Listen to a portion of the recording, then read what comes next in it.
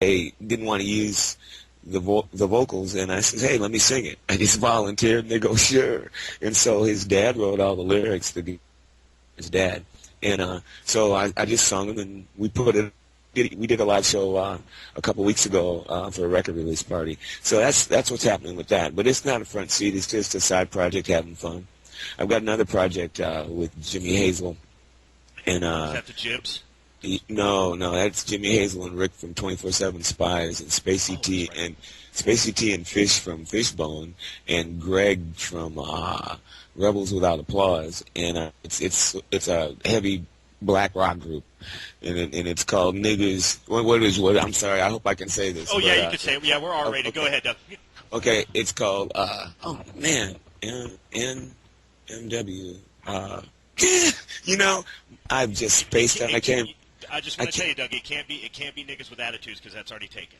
No, it's not. It's not. I can't. I'm trying to think of the name of it now, because I see I always look at the letters instead. Anti-Nigger Machine. All right, we're going to put links up to that as well. I wasn't aware of that one, so you kind of sprung that out one, but that's a good thing, Doug. It's A-N-M. A-N-M. That's what you look for. All right, we'll look into that and put links up to that as well. Want to talk about, when I talk to some of the artists, like I said, have done some interviews now, kind of getting involved with it more. A lot of them talk about how hard it is maintaining a relationship with a label, and they say it's almost like we're going back to 1980, 1981, 1982, when we're out there singing for our supper for a record contract. You've got somebody in you, Doug, who obviously believes in you, with Molken and Wally Farkas. When we say Wally, folks, we're talking about Wally Farkas, who's kind of the big wig over there at Molken. Talk about how easy it's been to release some of that King's X material, how good Wally has been to work with, and what it's meant to have a major label like that behind you.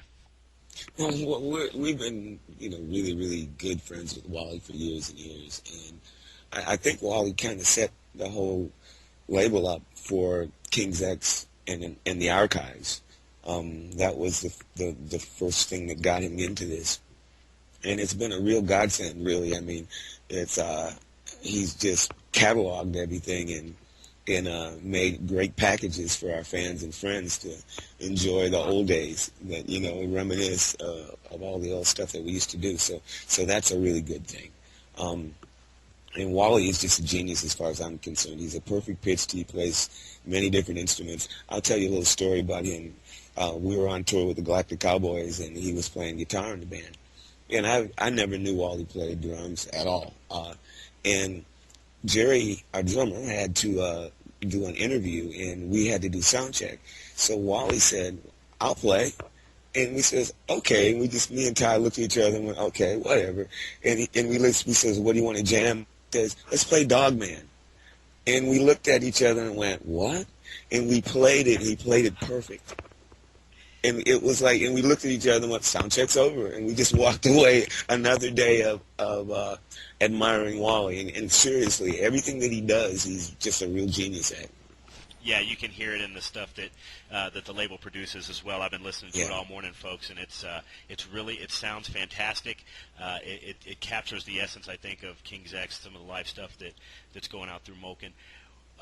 Doug, I told Gunter that I wasn't going to keep you long.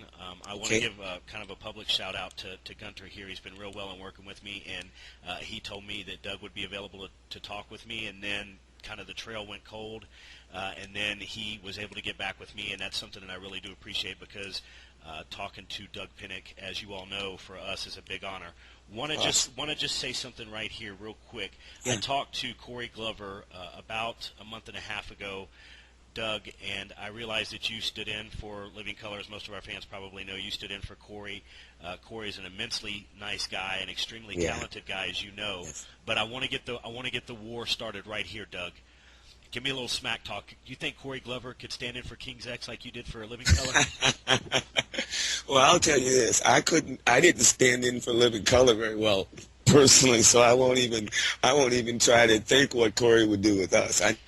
I know for a fact that Corey could hit all the notes because he sings higher than me, so that's a good thing. And for when I sang with Living Color, it was a challenge, because his range is 2 or 3 steps higher than my comfort range.